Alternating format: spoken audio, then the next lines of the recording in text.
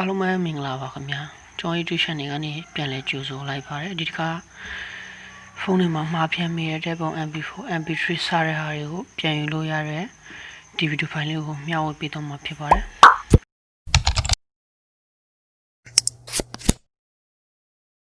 ပထမဆုံးအနေနဲ့ Play Store ကနေ D Sticker Pro ကိုတောင်းကြည့်ပါမယ် Search မှာ D Sticker Pro ရေးရိုက်ရှာပါမယ်သူရဲ့ဒီ software ရဲ့ဒီ file size ကတော့ 1.6 MB ပဲရှိတဲ့အတွက်ဖုန်းတိုင်းလိုအသုံးပြုလို့ရမယ်ဒီမှာမြန်မာငွေ9000ကျပ်နဲ့နေပြီးတော့ဒီ software ကိုဝယ်ရမှာဖြစ်ပါတယ်ဒါကိုကျွန်တော်တို့က mobile နဲ့ free အသုံးပြုလို့ရအောင်မိမိရဲ့ဖုန်းထဲမှာရှိတဲ့ဒီ browse တစ်ခုခုကနေတော့တောင်းရမှာဖြစ်တယ်အခုကတော့ကျွန်တော် Chrome browse ကိုအသုံးပြုပြီးတော့ဒီ Sticker Pro software ကိုတောင်းပါမယ်အခုကျွန်တော်ရေးလိုမျိုး search မှာရေးပြီးတော့ရှာမယ် Sticker Pro ဆိုပြီးရေးရှာမယ်ဒီအောက်ဆုံးမှာခဏတော့ကြည့်ပါမယ်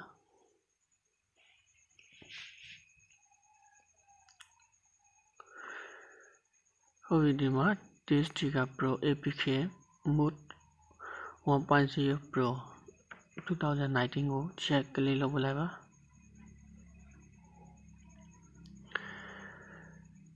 ဟုတ်ပြီကျွန်တော်တို့တော့မဲ့ဒီ download link ကိုရှာကြည့်မယ်အောက်ဘက်မှာရှိပါမယ်ဒီမှာ download APK 1.0 Pro 2019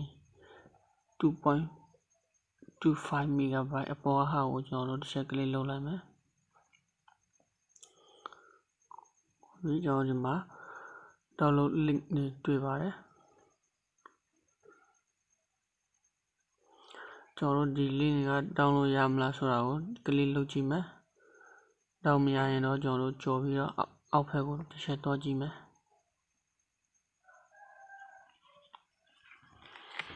အခုပေးထားတဲ့ link ကတောင်းမရပါဘူးဒီမှာ start download ဆိုတာတွေ့မယ်အဲ start download ဆိုတာကို share ကလေးလုပ်မယ်သူဒီမှာ down မလားမ down ဘူးလားပေါ့နော် cancel ရော okay တောင်းမယ်ဆိုတဲ့အတွက် okay ကို click လုပ်ပေးလိုက်မယ် detail ကိုရှင်းနေကြည့်မယ်ဒီမှာဒီမှာကျွန်တော်တို့ down နေတာတွေ့ပါမယ်သူရဲ့ဒီ file size ကတော့ 2.25 MB ရှိတဲ့အတွက် down ရတာလည်းအရင်မကြတဲ့အတွက်ဖုန်းတိုင်းလိုလဲဒီ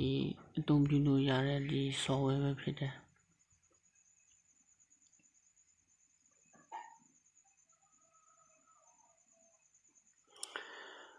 တောင်းပြီးဆိုရင်တော့ click ချက်လုပ်ပြီးတော့ဖုန်းထဲကို install တွင်းရုံပဲပေါ့နော်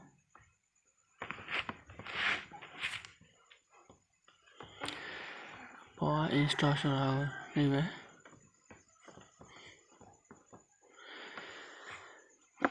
အဲ့တော့အောက်ကတုံးကိုနှိပ်ပြလိုက်မယ်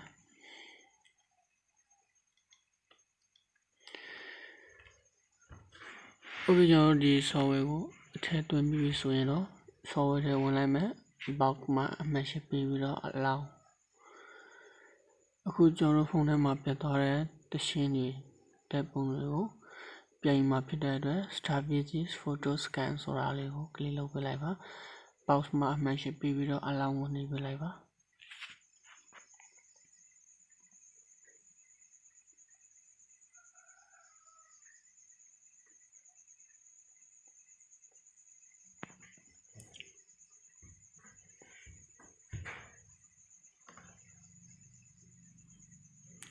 ဟုတ်ပြီဒီမှာသူ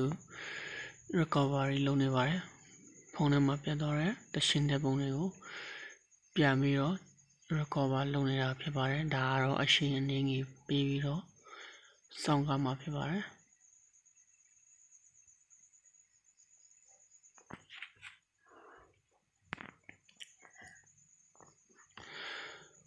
အခုကတော့အပေါ်မှာပုံတစ်ပုံရောက်နေတာတွေ့ရပါမယ်ဒါကတော့စာပြီးတော့ recover လုပ်တဲ့ပုံစံပေါ့နော်တကယ်လို့ကျွန်တော်တို့ဒီ recover လုပ်တာကိုရက်ရှင်းနေပေါ့ဗျာ ဆက်ပြီးတော့မရှာရင်တော့ဘူးဆိုရင်ဒီအပေါ်မှာဒီအဝိုင်းလေးအထဲမှာကျွန်တော်တို့ဒီ store လုပ်လို့ရမယ် play လုပ်လို့ရမယ်